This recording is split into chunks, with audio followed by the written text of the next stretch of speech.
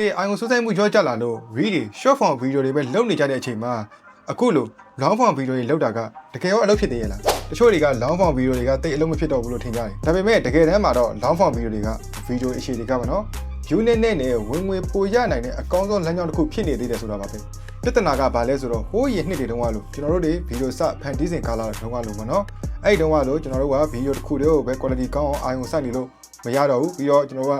ပင်ကြီးလို့တင်ကျုံတဲ့နေ့မှာတင်အဲ့လိုမရတော့ဘူးပေါ့နော်ဘာလို့လဲဆိုတော့အခုက video လုပ်တဲ့လူတွေကလည်းအရန်ကိုများလာပြီကျွန်တော်တို့ကဆိုရင်အခုထက်ဆိုင်တော့နည်းသေးတယ်ပြောရမှာပေါ့ဆိုတော့ video ရဲ့ quality တစ်ခုတည်းကိုပဲအာယုံစိုက်နေလို့မရဘူး YouTube ရဲ့ algorithm ကိုလည်းကောင်းကောင်းနားလည်ထားဖို့လိုတယ် YouTube ရဲ့ algorithm ကဘလို့ video တွေကိုလူတွေပို့ပြပေးလေဘလို့ video တွေတင်ရင်ကိုယ့်ရဲ့ channel ရဲ့ဝင်ငွေ RPM ပိုတက်လာနိုင်တယ်အဲ့ဒီအကြောင်းတွေပြပေးမယ်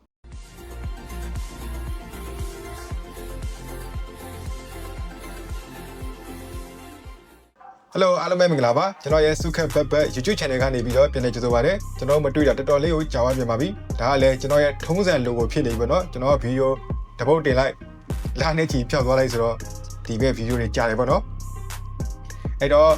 ့ကျွန်တော်ပြောသလိုလို့ကျွန်တော်လုပ်သလိုလိုက်မလုပ်နဲ့ကျွန်တော်ဗီဒီယိုတင်လိုက်ပြောက်လိုက်အဲ့လိုမလုပ်နဲ့ပေါ့နော်အဲ့ဒါတွေကထားပါဆိုတော့ကျွန်တော်ရဲ့အဓိက topic တွေကိုပဲခက်မြန်မြန်လေးသွားလိုက်ရအောင်ပထမဦးဆုံးကျွန်တော်တို့အဓိကသိထားရမယ့်ချက်က CTR လို့ခေါ်တဲ့ click through rate ပေါ့နော်ကိုကဗီဒီယိုကိုဘလောက်ပဲလမ်းပြန်ထွက်အောင်ကင်မရာကြီးတွေပဲရိုက်မီးတွေ share ထိုးcinematic light တွေနေဘလို့ပဲလှုပ်လို့ပေါ့နော်လူတွေကနှိမ့်မကြည့်ဘူးဆိုရင်ဒါတွေကအလကားပဲ YouTube ရဲ့ algorithm ကကျွန်တော်တို့ရဲ့ဗီဒီယိုတစ်ပုတ်ကိုလူရောက်100စီပြတ်လိုက်တယ်အဲ့လူရောက်100ကနေဘယ်နှယောက်ဝင်ကြည့်လဲဒါတွေကိုအဓိကတွက်ချက်နေတာပါကျွန်တော်တို့ရဲ့ YouTube application ကိုဖွင့်လိုက်တာနဲ့ပထမဆုံးပေါ်လာတဲ့ YouTube home page ပေါ့နော်အဲ့ဒီမှာကျွန်တော်တို့ဗီဒီယိုတွေအများကြီးရှိတယ်အဲ့ဒီမှာကိုယ့်ရဲ့ဗီဒီယိုတစ်ပုတ်ပေါ်နေပြီဆိုပါစို့လူတစ်ယောက်ကအဲ့ဒီဗီဒီယိုကိုနှိပ်ကြည့်မလားမနှိပ်ကြည့်ဘူးလားဆိုတာကိုဆုံးဖြတ်ချက်ချဖို့အတွက်2စက္ကန့်ပဲအချိန်ရတယ်အဲ့ဒီအချိန်တွင်းမှာကိုယ့်ရဲ့ဗီဒီယိုကိုနှိပ်ကြည့်ဖို့အတွက်10မိနစ်ကကောင်းဖို့လိုတယ်10မိနစ်ကောင်းမှလူကအဲ့2စက္ကန့်တွင်းမှာစဉ်းစားဆုံးဖြတ်ပြီးတော့နှိပ်ကြည့်မှာကိုယ့်ရဲ့ဗီဒီယိုက10မိနစ်မကောင်းဘူးဆိုရင်အဲ့ဒီဗီဒီယိုကအပေါ် score လုပ်ပြီးတော့ကျော်သွားလိမ့်မယ်ဆိုတော့အဓိကကကျွန်တော်10မိနစ်ကောင်းအောင်လုပ်ဖို့ကအရေးကြီးတယ်ဆိုတော့10မိနစ်ကောင်းအောင်ဘယ်လိုလုပ်ရမလဲ10မိနစ်မှာကျွန်တော်က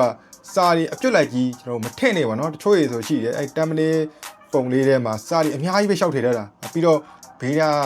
ပြကျင်တဲ့ဟာတွေတအားများနေတော့လေရှုပ်ရှက်ခက်နေတယ်အဲ့လိုမျိုးတော့ကျွန်တော်တို့မလုပ်သင့်ဘူး10မိနစ်မှာဘာလို့လဲဆိုတော့ကျွန်တော်တို့ခုနောက်ပိုင်းလူတွေကကြည့်တဲ့အခါမှာကွန်ပျူတာနဲ့ကြည့်တာနည်းသွားပြီဖုန်းနဲ့ပဲကြည့်ကြတော့ဖြစ်တဲ့ဖုန်းလေးကတသေးလေးပေါ့နော်ကျွန်တော်ကစာလေးနည်းနည်းပဲထည့်ပါတော့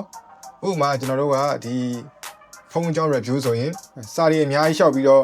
့ဒီဖုန်းရဲ့ review အသေးစိတ်ဘယ်နည်းသုံးပြီးဘာညာအများကြီးရှောက်ရေးမဲ့အစားဖုန်းနဲ့အတူကျွန်တော်က mobile game ဒါကြည့်ဒါကဘာလို့အကောင်းဆုံးဖြစ်နေရတာလဲအဲ့လိုမျိုးလူရင်းတူရှင်းလေးရေးလိုက်ရင်ကိုရပြီပြီးတော့မှကျွန်တော်တို့ title မှာကြတော့မှခုနလိုဒီဖုန်းရဲ့ review ကျွန်တော်ဘယ်နည်းသုံးပြီးတဲ့အခြေအနေအဲ့လိုလေးရေးလိုက်ရင်ဒါအဆင်ပြေပြီဆိုတော့10မိနစ်နဲ့ title ကကောင်းမှလူတွေကဝင်ပြီးတော့နှိပ်ကြည့်မယ်နှိပ်ကြည့်မှခုနကျွန်တော်ပြောခဲ့တဲ့ CTR လို့ခေါ်တဲ့ click through rate မြင့်မယ်အဲ့ဒီခါမှ YouTube ရဲ့ algorithm ကဒီဗီဒီယိုကိုလူတွေကြိုက်တာလို့သူကတွက်ချက်ပြီးတော့သူအများများရှိကိုသူက post ပြီးတော့ပို့ပြီးတော့ပြပေးလိမ့်မယ်ပေါ့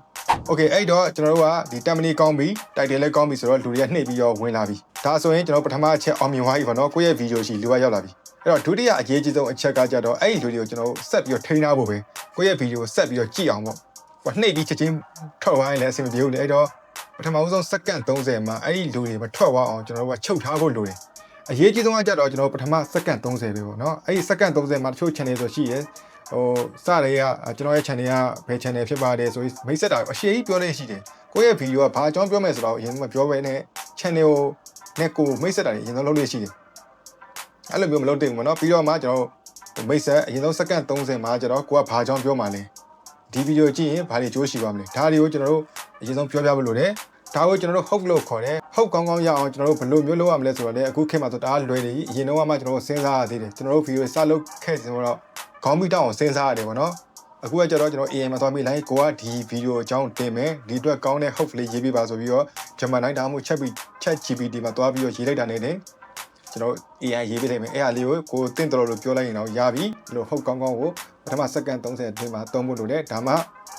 video ကိုလူကဆက်ပြီးတော့ကြည့်မှာပေါ့နိုင်မဲ့ဘယ်လောက်ထိကောင်းတဲ့ဟုတ်ပဲလုတ်တာအယောက်100ဝင်ကြည့်တယ်ဆို100လုံးကတော့ကိုယ့်ရဲ့ဗီဒီယိုအဆုံးထိရောမကြည့်ဘူးအဲ့ဒါတော့လုံးဝကျိန်းတည်တယ်နောက်တစ်ခုကကြတော့ဗီဒီယို editing မှာဒီနေရာမှာတချို့ကကြတော့ဗီဒီယို editing ကိုအရင်ကျွမ်းကျင်လမ်းပြန်ထွက်နေအောင်လုပ်တတ်မှအဆင်ပြေမယ်လို့ထင်တယ်တကယ်တော့အဲ့လိုမဟုတ်ပါဘူးဗီဒီယို editing မှာကျွန်တော်တို့အရင်လမ်းပြန်ထွက်နေအောင်လုပ်တတ်ဖို့မလိုဘူးတချို့ channel ဆိုရှိတယ်ဒီ infographic တွေနဲ့ရှုပ်ရှက်ခတ်နေအောင်လုပ်တဲ့ဗီဒီယိုတစ်ပုဒ်ကို2ရက်3ရက်ထိအချိန်တွေပေးတယ်ဒါဟိုးရင်တော့အလုပ်ဖြစ်ကောင်းဖြစ်နိုင်မယ်အခု ဒီဘက်ခင်မှာတော့ဒါလေးရတိတ်ပြီးတော့လုံးမဖြစ်တော့ဘူး short form video တွေမှာဆိုတော့ဒါလုပ်ဖြစ်တယ် long form video တွေမှာဆိုရင်အဲ့လောက်ထိ graphic တွေဟိုကစာဟိုဘက်ကထွက်လာတယ်ဒီဘက်ကထွက်လာလိုက်အကြောင်းလေးပြောင်းသွားလိုက်အဲ့လောက်ထိကိုဒီ10မိနစ်15မိနစ်စာလိုက်လုံနေဖို့မလိုဘူးပေါ့နော်အဲ့လိုမျိုးလုပ်တယ်ဆိုရင်လည်း video တစ်ပုဒ်ကလာနေချီပြီးတော့ကြာသွားလိမ့်မယ်အဓိကအရေးကြီးတာကကျတော့ video ရဲ့ facing လို့ခေါ်တဲ့ video အရှိန်မကျသွားဖို့ပဲအဓိကကျွန်တော်တို့ edit ဖြတ်ဖို့လိုတယ်ကျွန်တော်ဘာလို့ဆိုလို့ကျင်တာလဲဆိုတော့ကျွန်တော်တို့စကားပြောနေတယ်စဉ်းစားနေတဲ့အချိန်မှာအဲ့လိုမျိုးကြာသွားတဲ့အချိန်တွေဆိုရင်ကျွန်တော် edit မှာကျွန်တော်ဖြတ်ထုတ်လိုက်ပါနော်ကတ်တွေဖြတ်ထုတ်လိုက်ပြီးတော့တစ်ခုခုမှားသွားတာတွေဒါတွေဖြတ်ထုတ်ဒါတော့ပဲကျွန်တော်တို့လိုတယ်ပြီးတော့ကျွန်တော်တို့ပြောနေတဲ့အကြောင်းနဲ့သက်ဆိုင်တဲ့ insert တွေကျွန်တော်တို့အပေါ်မှာ video ပေါ့နော် video တွေထည့်ပေးရမယ်ကျွန်တော် screenshot တွေပြကြရှိ screenshot တွေပြမယ်အဓိကအရေးကြီးတဲ့စာရီပိုင်းထိုးရမယ်မှာ title တွေပါဆိုတော့ဘေးကထွက်လာတာနည်းနည်းပါးပါးဒီလောက်ဆိုရပြီပြီးတော့ကျွန်တော်တို့ကအခုခင်မှာဆိုရင်စာထိုးရတာအရင်လိုဖြစ်တဲ့အတွက်ကျွန်တော်ထောက်လျှောက်ကြီးစာထိုးပေးတဲ့အောက်မှာစာရီထိုးပေးလို့ရတယ်ကပ်မှာကျွန်တော်တို့ auto ထိုးလို့ရနေပြီဒါကလည်းအဆင်ပြေတယ်အရင်တော့ဆိုရင်တော့ကျွန်တော်စာမထိုးဖြစ်ဘူးပေါ့နော်ဘာလို့တစ်ပုံလုံးကိုတကယ်တမ်းစာရေးကတာဖြစ်တဲ့အတွက်မလွယ်ဘူးပေါ့နော်အခုကကျတော့စာထိုးရတာလွယ်ဖြစ်တဲ့အတွက်စာတန်းတော့ကျွန်တော်တို့ထိုးပေးလိုက်တချို့ကကြတော့ဘာလို့စာထိုးပေးလဲဆိုတော့ဆိုကြတော့အပြင်မှာဒီယထာစီးနေရင်ကြက်မတက်ထားဘူးပစကားစီးနေရင်လည်းကြီးကြတယ်အဲ့ဒီအချိန်မှာကိုကစာထိုးပေးလိုက်ဆိုရင်သူကအတန်မကြားသေးတယ်အောင်အောက်မှာကိုစာထိုးပေးရတာဖြစ်တဲ့အတွက်အဲ့စာကိုလိုက်ဖက်ပြီးတော့သူကနားလေလို့ရတယ်မဟုတ်ဘဲနဲ့ကိုကဒီစာလည်းမထိုးထားပေးဘူးဆိုရင်ဥမာကိုကိုကြည့်တဲ့လူကအပြင်မှာဆိုရင်ဗီဒီယိုဝင်ကြည့်လိုက်တယ်ဒါပေမဲ့စာလည်းမထိုးရတာဖြစ်တဲ့အတွက်နောက်မှကြည့်တော့မယ်ဆိုပြီးတော့စိတ်ထိုင်စိတ်ထားလိုက်မယ်ဒါပေမဲ့တော့ပြန်မကြည့်ဖြစ်ဘူးပေါ့နော်အဲ့အကြောင်းမလို့ကျွန်တော်ကစာတန်းကိုကျွန်တော်ထိုးပေးထားတဲ့နောက်တစ်ခုကကျတော့ audio ပိုင်းကျတော့အရင်အရေးကြီးတယ်ကိုယ့်ရဲ့ video ကကျွန်တော်နှိပ်ကြည့်လိုက်တာနဲ့ဒီစူညံပွက်လောရိုက်ပြီးကိုဘာပြောနေလဲဆိုတော့တေချာမကြောက်ဘူးဆိုရင်အဲ့ video နှိပ်ပြီးတာနဲ့ချက်ချင်းကြထုတ်သွားလိမ့်မယ်လုံးဝကျင်းသေးတယ်ကျွန်တော်တို့လည်းဘယ်လောက်ထိစိတ်ဝင်စားတာကောင်းတဲ့ video ဖြစ်နှိပ်ကြည့်လိုက်တာနဲ့ဘာပြောထားမှမသိဘူးဒါစူညံနေဆိုကျွန်တော်ကြည့်ချင်မှာမဟုတ်ဘူးကျွန်တော်ထွက်သွားလိမ့်မယ်အဲ့ဒီခါကျရင်တော့ကျွန်တော်တို့ကဒီစာတန်းမဖြစ်မနေထိုးပေးဖို့လိုပြီပေါ့နော်ကိုကဒါပြန်ရိုက်လို့မရတော့တဲ့တည်င်းတစ်ခုဖြစ်နေတယ်အကြောင်းအရာတစ်ခုဖြစ်နေတယ်ဆိုရင်တော့ဒါကျွန်တော်တို့ကစာတန်းထိုးပြီးတော့ကျွန်တော်တို့ဖြည့်ရှင်းလိုက်ပေါ့ဆိုတော့အဓိကတော့ကျွန်တော်တို့အတန်ကောင်းဖို့လိုတယ်အတန်မှာလည်းအရန်ရ noise ကလုံးဝကင်းစင်ရမယ်တို့ဟိုလေးတန်လေးတော့မပါဘူးလို့အဲ့လောက်ထိမဟုတ်ဘူးကိုပြောတဲ့ဟာကိုကြီးကြီးလေးနဲ့ကောင်းကောင်းမွန်မွန်လေးကြားရင်ရပြီနောက်မှကျွန်တော်တို့ background music ထည့်မယ်ဆိုရင်လည်း background music လေးကိုတိုးလေးပေါ့နော်တချို့ရေဆိုရင်လည်း background music ကြီးကအရင်ကျဲနေတယ်ကိုပြောတာတဲ့ဟိုကျဲနေတယ်အဲ့လိုမျိုးလည်းမလုပ်နဲ့ပြီးကျွန်တော် sound effect လေးလည်းနည်းနည်းလိုတော့ပဲထည့်ပါနော်တချို့ကြတော့လဲ sound effect တွေကဟိုပြောသမျှအတိုင်းမှာဒုံတိုင်းရှောက်ထည့်တယ်အဲ့ဒီမျိုးကြတော့လဲတိတ်ပြီးတော့အဆင်မပြေဘူးဆိုတော့အဲ့ဒီတဲ့ဘိုင်းကိုအနှစ်ချုပ်ပြောရမယ်ဆိုရင်ကိုယ့်ရဲ့ဗီဒီယိုကခုနကလိုပြင်းစရာမကောင်းပဲနဲ့တို့ပြောချင်တဲ့ဟာလေးတို့ဖက်လေးဖြတ်ထားမယ်နောက်က sound effect လေးနည်းနည်းပပနဲ့ပန်ပိုးထားမယ်အတန်းလဲ quality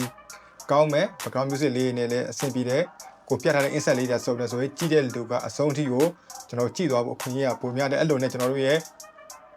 viewer တွေကိုဆက်ပြီးတော့ထိန်းထားလို့ရပါတယ်YouTube ရဲ့ algorithm ကနောက်ထပ်ကြိုက်တဲ့အချက်တစ်ချက်လည်းရှိပါသေးတယ်အဲ့ဒါကတော့ session တိုင်းမှာဆိုလိုတာကကြတော့ viewer တယောက်ကကိုယ့်ရဲ့ video တစ်ပုဒ်ကိုကြည့်နေတယ်ကိုယ့်ရဲ့ video ကြည့်ပြီးတာနဲ့ YouTube ကထွက်သွားတာမျိုးမဟုတ်ဘဲနဲ့ကိုယ့်ရဲ့နောက်ထပ် video တစ်ပုဒ်ကိုဆက်ကြည့်မယ်ဆိုရင်ဒါကို YouTube ရဲ့ algorithm ကအရင်ကသဘောကျတယ် YouTube ကသူ့ရဲ့ platform ပေါ်မှာလူတွေကိုအကြာကြီးရှိစေချင်တာအဲ့ဒီထဲမှာ